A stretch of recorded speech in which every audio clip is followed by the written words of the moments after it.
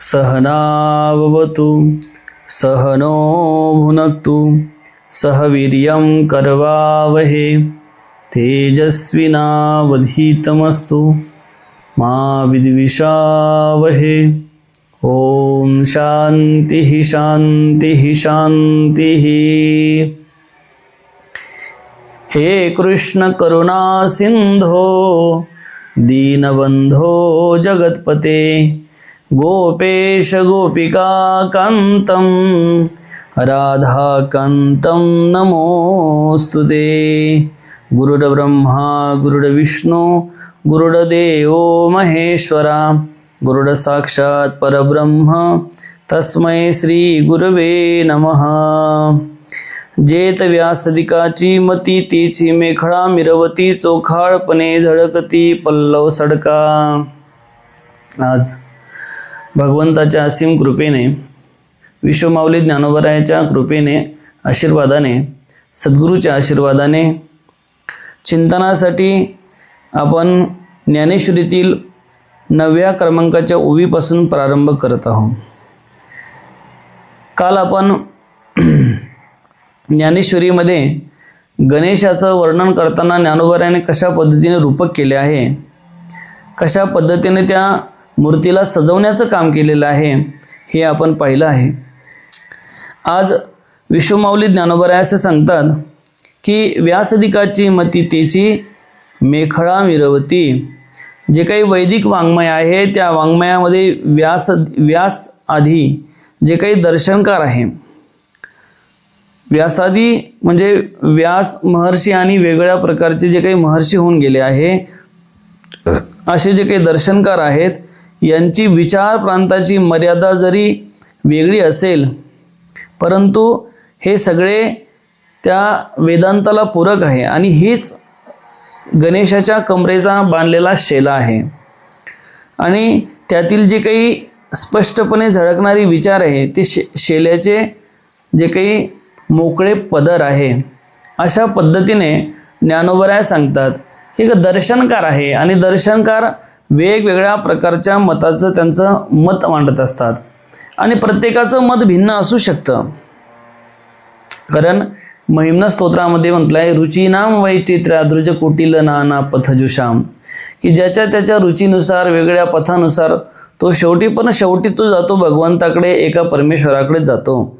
त्या पद्धतीने जर विचार केला तर वेगळ्या प्रकारचे मत भिन्न आहे, विचार भिन्न आहे, परंतु हे सगळे जे काही मत आहे विचार आहे हे सगळे अद्वैत वेदांत मताला ते पूरक आहे असं माऊलीने ते दर्शवलेलं आहे।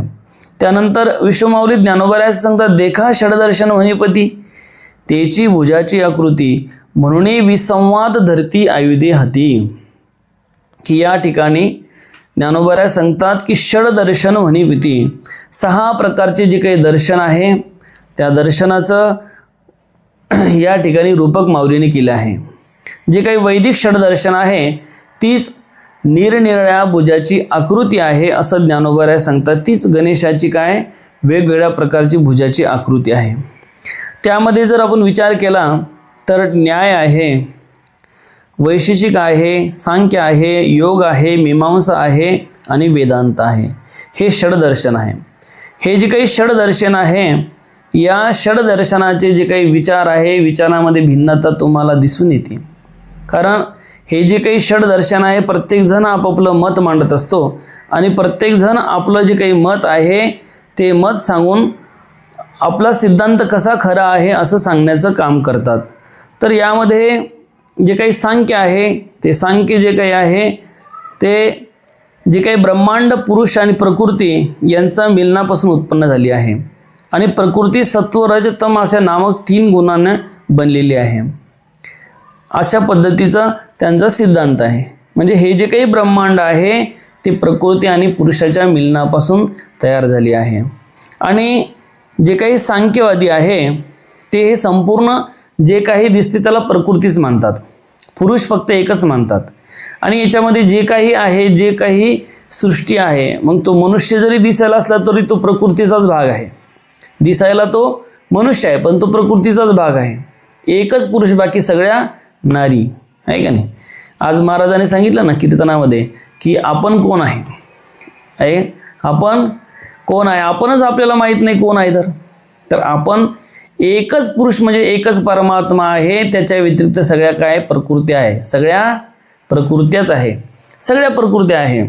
तर वास्तविक पाहिलं तर ह्या सगळ्या प्रकृत्या आहे आणि प्रकृतीचं कार्य हे प्रकृती करत असते, प्रकृतीचं कार्य हे प्रकृती करत असते. गीतेमध्ये स्पष्ट म्हटलं आहे, प्रकृती ही क्रियमानानी गुणे कर्मानी सर्वश अहंकार विमूढात्मा कर्तहमिति मन्यते. की हे जे काही सगळं काम आहे हे सगळं प्रकृती करत असते, सगळं प्रकृतीद्वारे होतं, असं सगळं ठरलेलं आहे, काय होणार आहे काय नाही हे सगळं ठरलेलं आहे. परंतु तरीही सुद्धा अहंकाराने मनुष्य मी करता आहे, मी करणार आहे, मी करतो आहे अशा पद्धतीचा अहंकार धारण करत असतो. आणि अशा पद्धतीचं धारण करून मीपणाचा अहंभाव तो आपल्या ठिकाणी लावतो आणि सगळं मी करणार आहे, मी करतो आहे, माझ्यामुळं होत आहे अशा पद्धतीने तो वागत असतो. वास्तविक प्रकृती हे सगळं करून घेते. अहो तुम्ही आहे म्हणून हे सगळं होतं अशातला काही भाग नाही. तुम्ही ज्या दिवशी असाल त्या दिवशी हे सगळं होणारच आहे. बरेच लोक म्हणतात की अहो त्या घरातील कर्ता पुरुष गेला आता त्यांचं कसं होणार आहे, काय बरेच लोक काय म्हणतात त्या घरातला कर्ता पुरुष गेला आता त्यांचं कसं होणार आहे. परंतु आणखीन 2-3 महिन्यांनी जाऊन पास सगळं त्यांचं व्यवस्थित असतं, आहे का नाही, सगळं त्यांचं व्यवस्थित असतं. अहो देशाचा राजा, देशाचा पंतप्रधान जरी गेला तरी 24 घंट्याच्या आत दुसरा पंतप्रधान त्या देशामध्ये किंवा त्या राज्यामध्ये राजा येतो. म्हणजे सांगायचं तात्पर्य हे जे काही प्रकृतीचं कार्य हे कोणासाठी कधीही थांबत नाही, ते सतत चालू असतं, ते सतत चालू असतं. परंतु जो काही पुरुष आहे म्हणजे जो काही आपण आहे ते आपण काय करतो की त्याला आपण आपलं म्हटलं आहे, आपलं म्हटलं आहे आणि त्या अहंकाराच्या द्वारे कर्ताहमिति मन्यते, मी करता आहे अशा पद्धतीची जी त्यांनी मान्यता धारण केली आहे ती मान्यताच खऱ्या अर्थानं दुःखाला कारण आहे. ज्या दिवशी त्याचा कर्तापणाचा भाव निघून जाईल, ज्या दिवशी खऱ्या अर्थानं त्याला समजेल अरे मी करता नाही, माझ्यामुळं काही होत नाही, हे सगळं मला असं वाटतं की माझ्यामुळं होत आहे का नाही, आपल्याला असं वाटतं की हे सगळं मी चालवतो आहे, मी करतो आहे, माझ्यामुळे झालं आहे, मी नसतो तर मी हे झालं नसतं. अनेक लोक म्हणतात महाराज मी होतो म्हणून ते झालं, मी जर नसतो तर कदाचित ते झालं नसतं. अरे पण हे सगळं प्रकृतीचं काम आहे, तुम्ही असते आणि नसते तरीही ते झालंच असतं.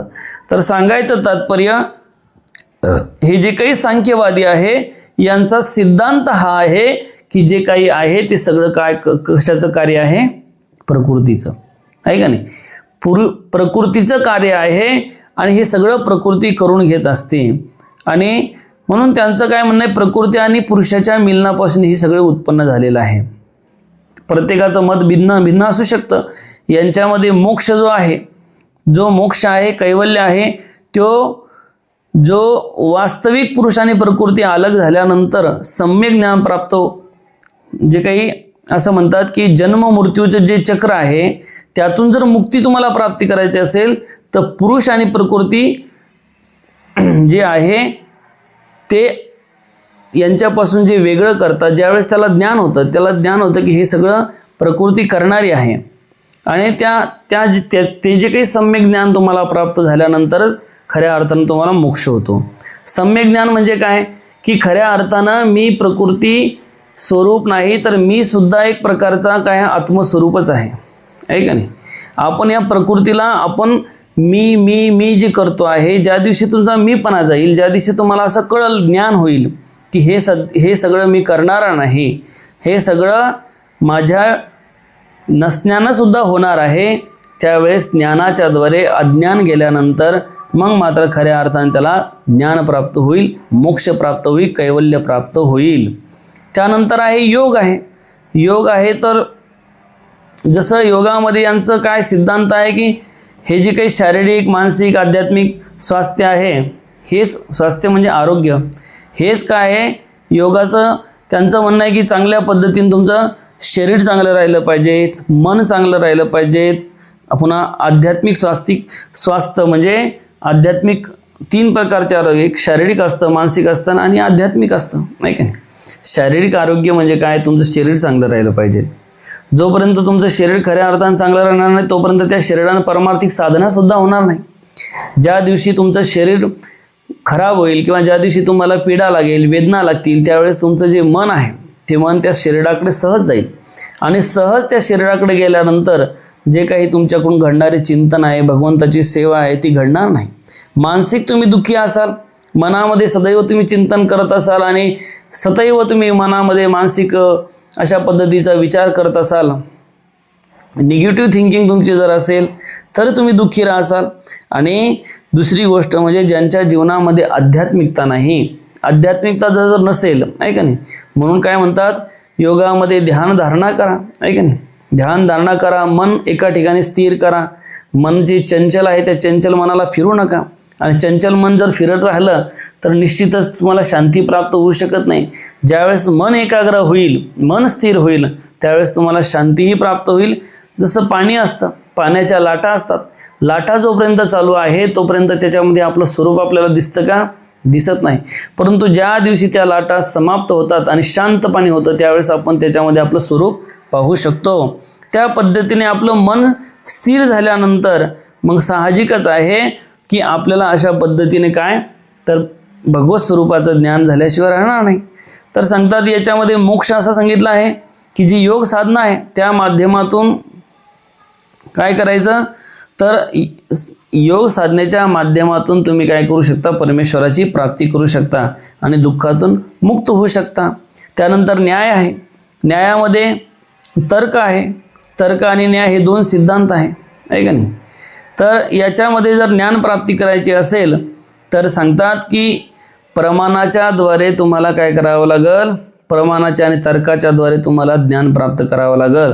त्याच्या भरोशावर तुम्हाला चांगलं काय, वाईट काय, चांगलं काय, अज्ञान काय, ज्ञान काय याची शुद्धता तुम्हाला पारखावी लागेल, आहे का नाही. वैशेषिक आहे, वैशेषिकांचं पण मत आहे आणि हे वैशेषिक जे आहे ते वैशेषिकांचं असं मत आहे की ही जी काही सृष्टी आहे ही सगळी सृष्टी परमाणुवादी आहे. काय? परमाणुवादी आहे आणि विभिन्न म्हणजे वेगळ्या प्रकारची जी काही सत्ता जी आहे ती त्याच्या भोवती केंद्रित आहे. हे वैशेषिकांचं मत काय आहे की सगळी सृष्टी कशापासून निर्माण झाली आहे? परमाणूपासून निर्माण झाली आहे. कशापासून? परमाणू आहे. परमाणूपासून म्हणजे जे काही अणू आहे हे अणू एकत्र येऊन काय झालं, सगळा एक गोळा तयार झाला, एक सृष्टी निर्माण झाली, आहे का नाही. मग त्या अणूपासून ही सगळी सृष्टी निर्माण झाली असं यांचं मत आहे, यांचं सिद्धांत आहे.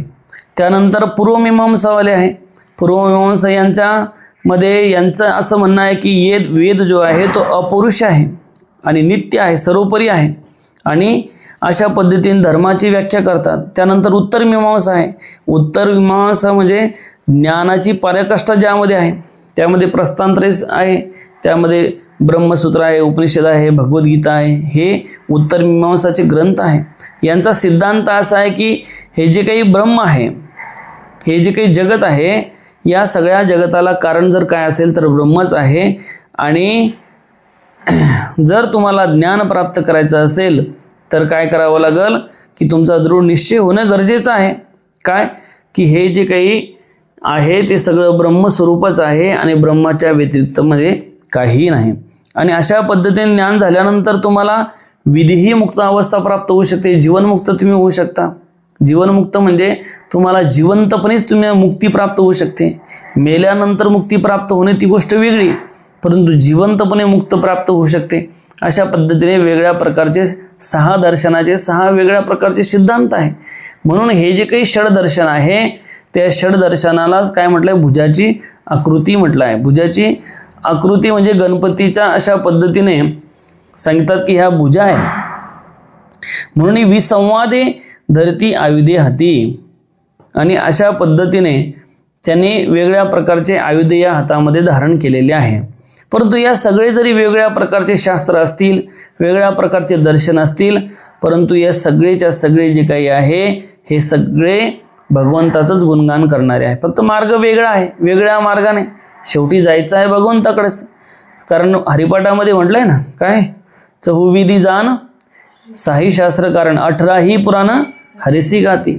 अरे 4 वेद असेल, 6 शास्त्र असेल, 18 पुराण असेल, या सगळ्यांचा मतितार्थ काय की त्या भगवंताचं काय केलं पाहिजे, आपण नामस्मरण केलं पाहिजे. त्यानंतर विश्वमाऊली ज्ञानोबराय सांगतात, तरी तर्कू तोची फरशू नीतिभेद अंकुशू वेदांत तो महारसू मोदक मिरवे. सांगतात की हा जो तर्क आहे या तर्कालाच फरशू म्हटलं आहे. काय म्हटलं आहे? फरशू. तर्काला काय म्हटलं आहे? फरशू. फरशू म्हणजे एक प्रकारची मोठी कुऱ्हाड असते. काय असते? कुऱ्हाड. कोणाच्या हातात होतं फरशू? सांगता येईल का? परशुरामाच्या हातात. परशुरामाच्या हातामध्ये काय होता? फरशू होता. नीतिभेद अंकुशू. आणि जे काही तर्क आहे त्या तर्काला न्यायसुद्धा म्हणता येईल, न्यायशास्त्र. आणि नीतिभेद अंकुशू. नीतिभेद म्हणजे जे काही वैशेषिक आहेत त्यांचं वैशेषिक जे शास्त्र आहे त्याला नीतिभेद म्हटलं आहे. वेदांत तो महारसू मोदक मिरवे. आणि या वेदांताला काय म्हटलं आहे? हा महारस आहे. कशाचा? महारस. महारसू म्हणजे ब्रह्मरस आहे. मोदक मिरवी. अहो सांगतात की हा गणेशाच्या हातातील काय? मधुर मोदक आहे. कोणता? वेदांत नावाचा. कोणता? वेदांत नावाचा. वेदांत नावाचा मधुर असा मोदक आहे. गणपतीला काय आवडतं सगळ्यात जास्त? मोदक जास्त आवडतो. आणि मोदक फार त्यांना आवडतो म्हणून वेदांताला मोदकाची उपमा दिली आहे. तर अशा पद्धतीने तर्क जो आहे, तर्कही असं होतं. तर्क कसा असावा? सतर्क असावा. कुतर्क असावा का? नाही. काही लोक खूप तार्किक असतात, परंतु महाराजांनी काय म्हटलं आहे? तार्किकाचा टाका संग पांडुरंग स्मरा हो. काय म्हटलं आहे? तार्किकाचा त्याग करा आणि काय करा? अरे लय तार्किकाच्या मांगा लागलं तुम्हाला तर प्रत्येक गोष्टीमध्ये तुम्ही काय करसाल? तर्कच करसाल.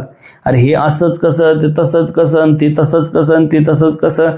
फार जर माणूस जर काय होतं? जास्त विचलित होतो. फार माणसानं म्हणतात जर माणसाला मुक्त व्हायचं असेल, काय व्हायचं असेल?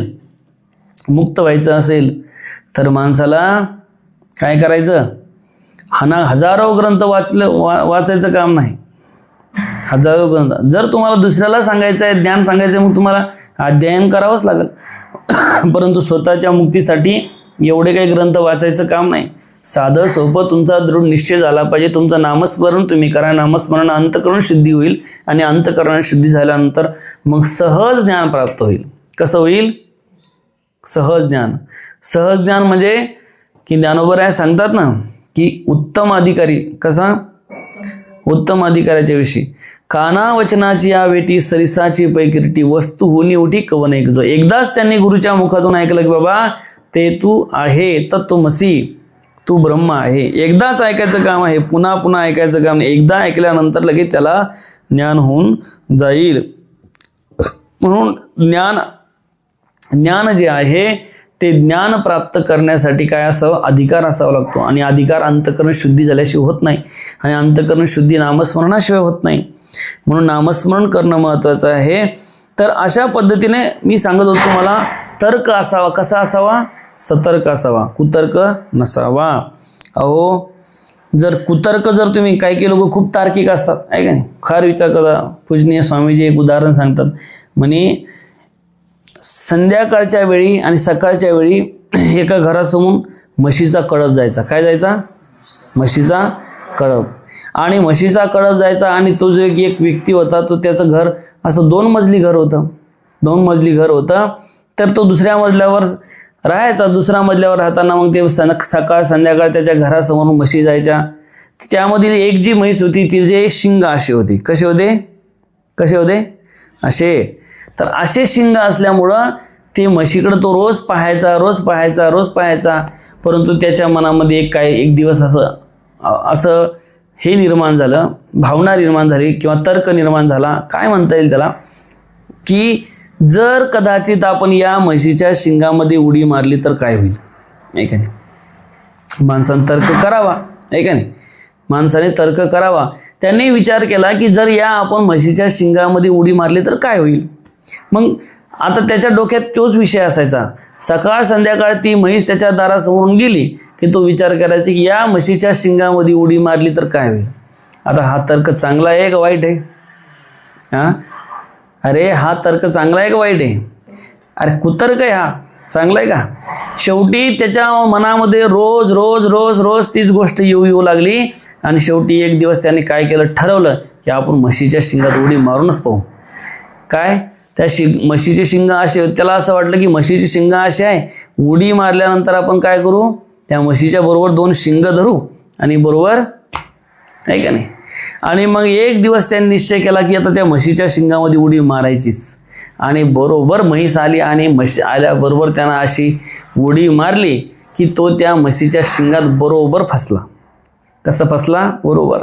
आणि जशी म्हैस उधळली तशी याची फरफट सुरू झाली. काय झाली, फरफट सुरू झाली. अशी फरफट सुरू झाली, अशी फरफट सुरू झाली, अशी फरफट सुरू झाली. आणि मग नंतर कसा तरी त्यातून बाहेर निघाला बंदा. त्याचे हात पाय हे ते रक्तबंबाळ झाले.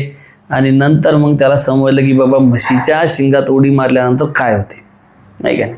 मग असा तर्क असावा, हे कुतर्क आहे का नाही. अशा कुतर्काविषयी, या कुतर्कानं काय होतं तर अशा पद्धतीनं जे चांगलं व्हायचं तर काय होतं, वाईट होतं. म्हणून परमार्थामध्ये कुतर्क नसावा, सतर्क असावा, तर्क असावा, परंतु कुतर्क नसावा. जर कुतर्क असेल तर तो परमार्थामध्ये सुद्धा तुम्हाला घातक ठरल्याशिवाय राहणार नाही.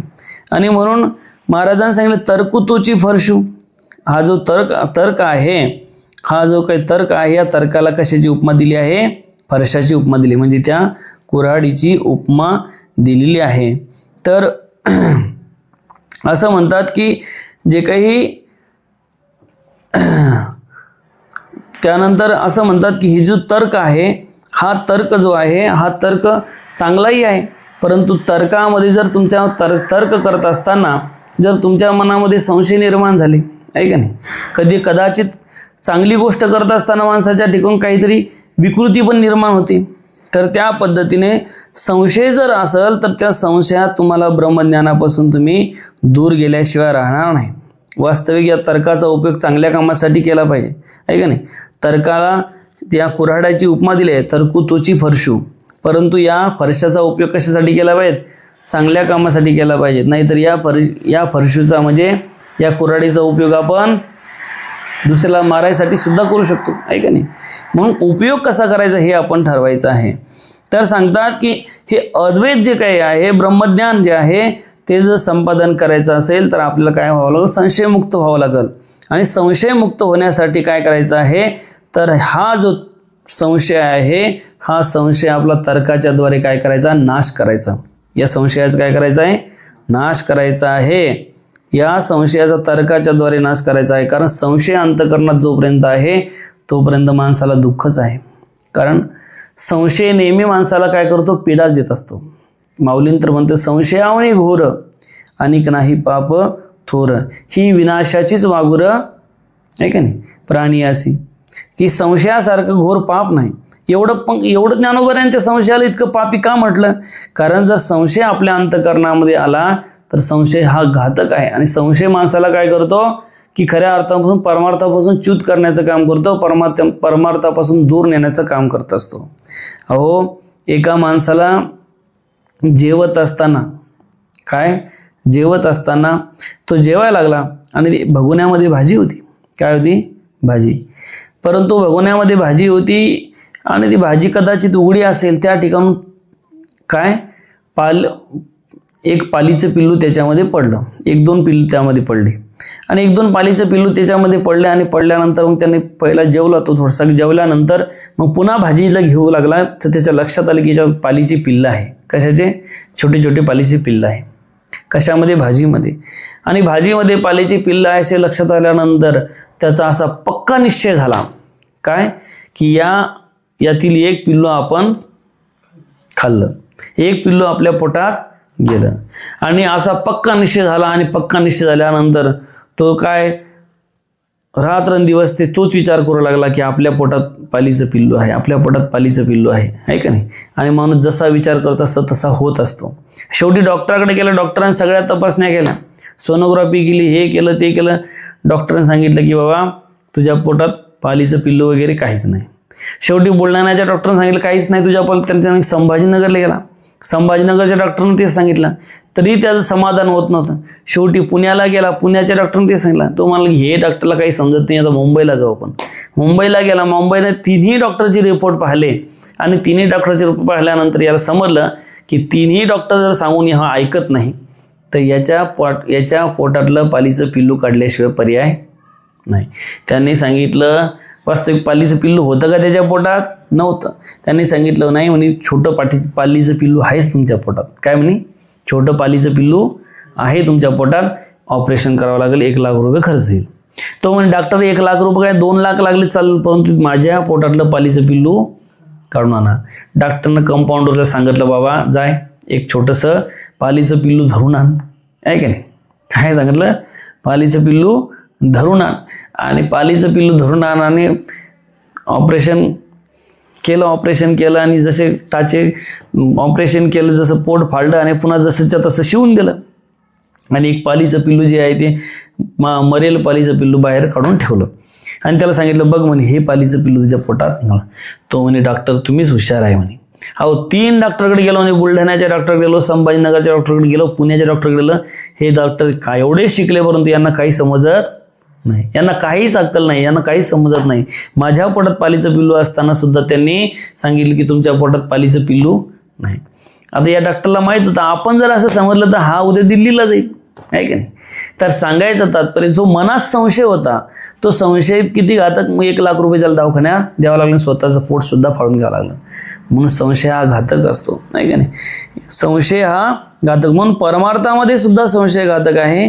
म्हणून तर्क असावा, परंतु त्या तर्काने काय व्हावं की हा जो काही संशय आहे या संशयाचं काय करावं, त्या तर्काच्या द्वारे नाश करावा. चांगला सतर्क असावा, कुतर्क नसावा. सांगतात की श्रुत्यव्यच साहाय्यतेन तर्कस्याभ्युपेतत्वात्, की सांगतात श्रुतीत असं सांगितलं आहे सिद्धांत दृढ करण्यासाठी वेदांताला श्रुत्यानुकूल तर्काचा अंगीकार वेदांतानं केलेला आहे. म्हणजे जे काही सिद्धांत आहे तो सिद्धांत पक्का बसवण्यासाठी म्हणा किंवा निश्चय करण्यासाठी म्हणा, दृढता करण्यासाठी काय केलं आहे त्यांनी वेदांताने या तर्काला स्वीकारला आहे. परंतु श्रुतीविरोधी जो तर्क आहे तो मात्र वेदांत त्याचा स्वीकार करणार नाही. जे काही श्रुतीला पूरक आहेत ते त्याला ग्रहण करतील, परंतु श्रुतीविरोधात जे काही तर्क आहे ते मात्र वेदांताने स्वीकारले नाही. त्यानंतर नीतिभेद अंकुशो, नीतिभेद म्हणजे वैशेषिक दर्शन आहे का नाही? तर नीतिभेद म्हणजे वैशेषिक दर्शन जे आहे, असं म्हणतात की नीती धर्म काय, यांनी यामध्ये असं सांगितलंय नीती म्हणजेच धर्म, की पूर्वमीमांसा दर्शन जे आहे वैशेषिक दर्शन या दोघांनीही धर्माची व्याख्या केली आहे. पूर्वमीमांसावाले काय म्हणतात की चोदना लक्षणार्थो धर्म, की अमुक कर अशी जी आज्ञा आहे त्या या वचनावरून धर्माचे लक्षण ठरवलं जातं. कारण हेच केलं पाहिजे, हे करू नये. आहे का नाही? आपल्या परमार्थामध्ये सुद्धा आपण म्हणतो की काय केलं पाहिजे, हेच करा, हे करू नये, हे निषिद्ध कर्म आहे. हे काय आहे? हे निषिद्ध कर्म आपण करायचं नाही. तर हे करावं आणि हे करू नये अशा पद्धतीचं जे काही लक्षण ठरवलं जातं त्याला अमुक कर अशी आज्ञा, यालाच म्हणतात धर्माचे लक्षण ठरवणे. हेच थोड्या वेगळ्या प्रकारे हे सांगता येईल, की असं सांगता येईल की याच्यामध्ये थोडी भिन्नता असू शकते, वेगळ्या रीतीने सांगता येईल ते. कारण यतो भ्युदायंती श्रेयसः सिद्धी सधर्म, ज्यांच्यापासून विषय सुख मिळतं आणि मोक्ष सुख मिळतं त्याला धर्म मिळते, तो धर्म. अशी धर्माची व्याख्या केली जाते. विषय सुख म्हणजे काय? संसारातलं सुख सुद्धा मिळतं. आहे का नाही? 4 पुरुषार्थ आहे का नाही? कोणकोणते? धर्म अर्थ काम मोक्ष. तर काय अर्थ सुद्धा झाला पाहिजे, धर्म सुद्धा झाला पाहिजे आणि काम सुद्धा झालं, म्हणजे विषय सुख सुद्धा मिळालं पाहिजे आणि मोक्ष सुख सुद्धा मिळालं पाहिजेत. अशा प्रकारचे जे काही चारही प्रकारचं जे काही हे आहे याची व्याख्या करतात आणि त्याच्यावरून काय ठरवतात की हा धर्मभेद आहे, हा नीतिभेद आहे. अशा पद्धतीने हे करावं, ते करू नये, ते करावं, ते करू नये, ते करावं, हे आचरण करणं योग्य, ते आचरण करणं योग्य, अशा पद्धतीने काय केलं जातं, सांगितलं जातं. आणि त्याद्वारेच त्या नीतिभेदाच्या द्वारेच जे काही धर्माविरुद्ध आहे त्याच्यावर अंकुश ठेवला जातो.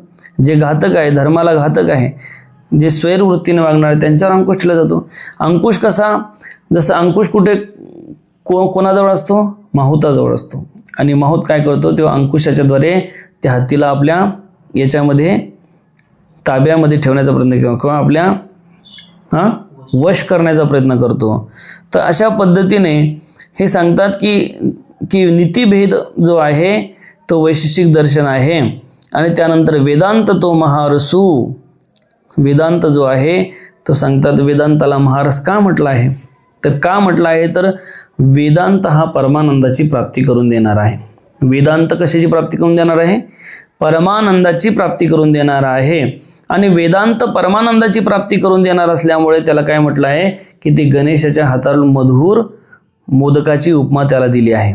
कशाची, मोदकाची. मोदक कसा असतो, मोदक सगळ्याला खावा वाटतात का नाही. डायबिटीजवाला जरी असेल तर त्याला वाटतं एखादा मोदक आपण खावाच, आहे का नाही, तरी तो खातोच.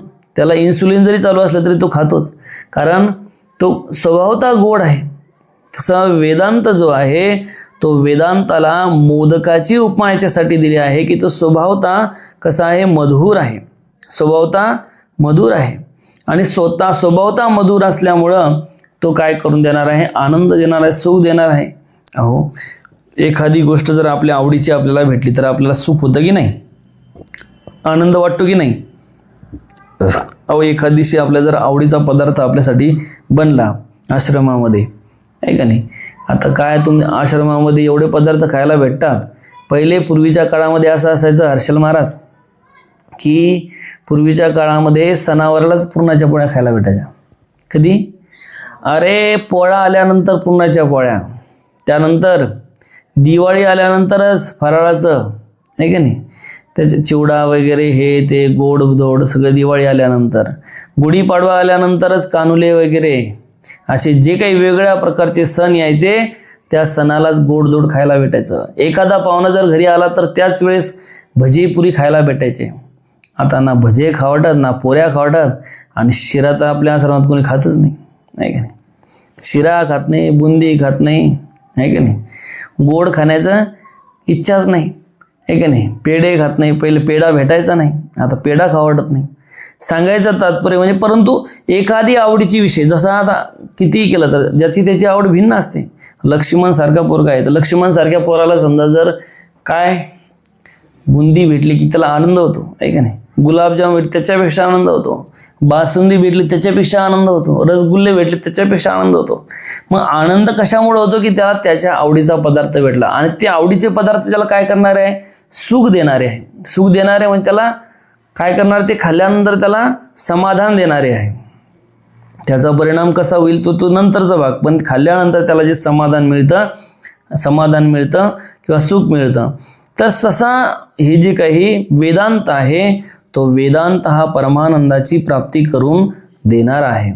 वेदांत कशाची प्राप्ती करून देणार आहे, परमानंदाची प्राप्ती करून देणार आहे. म्हणून वेदांत तो महारसू असं म्हटलं आहे. यानंतर विश्वमाऊली ज्ञानोबराय सांगतात, एके हाती दंत जो स्वभावता खंडित तो बौद्धमत संकेत वार्तिकाचा. गणेशाच्या एका हातामध्ये हातात जो दात आहे तो जे काही बुद्ध मताचं खंडन जे केलेलं आहे ते म्हणतात सहज लिहिल्याने त्याचं काय झालं, खंडन झाले.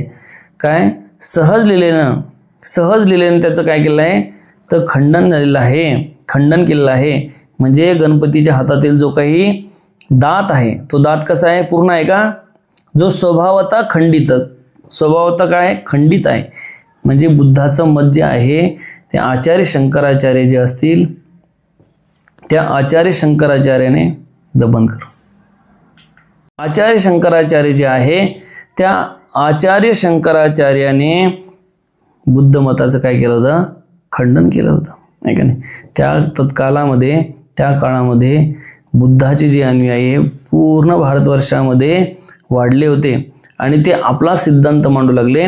त्यावेळेस शंकराचार्याने काय केलं, त्यांच्या मताचं काय केलं, खंडन केलं आणि खंडन करून आपल्या मताचं मंडन केलं. तर अशा पद्धतीने सांगतात की हे जे काही खंडित बौद्धमत आहे का नाही, हे जे काही खंडित बौद्धमत आहे तोच ह्या गणपतीच्या हातातील काय आहे, दात आहे. आणि यांचा सिद्धांत काय, शून्य सिद्धांत आहे. माऊली ज्ञानोबराय सांगतात अमृतानुभव, शून्य सिद्धांत बोधू कोणे सत्ता होय सिद्धू. या बुद्धमतान्वयाचा जो सिद्धांत आहे तो सिद्धांत काय आहे, सर्वम शून्यम. काय, सर्वम शून्यम. की त्यांच्या मतामध्ये त्यांचं असं म्हणणं आहे की सगळं शून्यच आहे का नाही, सर्व शून्यच आहे. त्यांचं असं म्हणणं आहे की बाबा काहीही नाही या जगामध्ये, माणूस मेला म्हणजे संपला आहे का नाही. प्रत्येक क्षणाला ते काही जे काही म्हणतात ते म्हणतात की नाही गेल्यानंतर काही नाही. तर ते काय करतात, त्यांचं म्हणणं आहे प्रत्येक क्षणाला जे काही आहे ते मागचा क्षण वेगळा आणि पुढचा क्षण वेगळा असं नाही, ते प्रत्येक क्षणाला नवीन असतं, नवीन ते असं मानतात.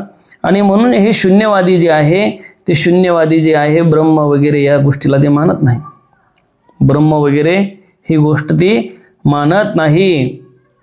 आणि हे जे काही ब्रह्मतत्व आहे, ईश्वर आहे, हा त्यांना मान्य नाही.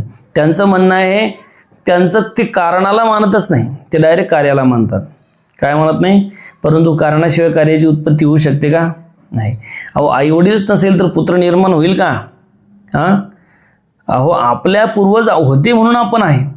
अहो आपले आजोबा असेल, पंजोबा असेल, आपले खापर पंजोबा असतील आहे का नाही, हे असतील म्हणूनच आपण. आपल्या मागे जर विचार केला तर आपले 10, 20, 50, 100 कोणशे पूर्वज असतील, त्यांच्यापासूनच आपलं काय झालेलं, जन्म झालेला आहे का नाही, परंपरेने. अहो कारण असल्याशिवाय कार्य सिद्ध होऊ शकत नाही, परंतु त्यांचं म्हणणं आहे की कारणच नाही.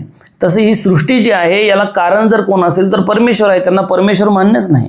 म्हणून हे जे काही आहे ते ज्ञानोबराय सांगतात की अशा पद्धतीने सत्ता सिद्ध होऊ शकत नाही. म्हणून हे जे काही बौद्ध मत संकेत वार्तिकाचं हे जे काही त्यांचं जे मत आहे, या मताचं जे काही खंडन इथे केलेलं आहे, आणि खंडन केल्यामुळं जे काही त्यांचं जे काही गणपतीच्या हातातील जो दात आहे तो म्हणतात खंडित आहे. कसा आहे, खंडित आहे. त्यानंतर विश्वमाऊली ज्ञानोबराय सांगतात, मग सहजे सत्कारवाद तो पद्मकर वर्द धर्म प्रतिष्ठा तो सिद्ध अभय हस्त. आणि गणेशाचा जो 5वा हात आहे तो सत्कार्यवादी सांख्य दर्शन आहे. तो कोणता आहे, सांख्य दर्शन आहे. आणि आपण सांख्य दर्शनाच्या संबंधानं वर्णन पाहिलंच आहे का नाही. जे काही सांख्य दर्शन आहे त्यांचं म्हणणं काय आहे, प्रकृती आणि पुरुष हे दोन्ही कसे आहे, वेगळे आहे. त्यांचं ज्ञान करून द्यायचं म्हणजे काय करून द्यायचं, तर प्रकृती आणि पुरुषाला वेगळं जेव्हा तुम्ही समजसाल काय, त्याच वेळेस तुम्हाला काय होईल, ज्ञान होईल. तेव्हाच तुम्ही दुःखातून मुक्त होसाल, तेव्हाच तुमचं दुःख संपून जाईल.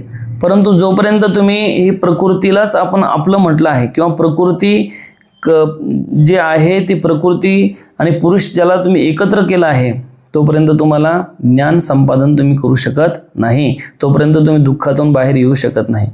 ज्या दिवशी तुम्हाला असं समजेल की नाही हे कार्य करणारी सगळी प्रकृती आहे आणि मी प्रकृतीपासून वेगळा आहे का नाही, मी प्रकृतीपासून वेगळा आहे, त्या दिवशी समजायचं की तुमच्या जीवनातील काय झालं, दुःख नाहीसं झालं आहे.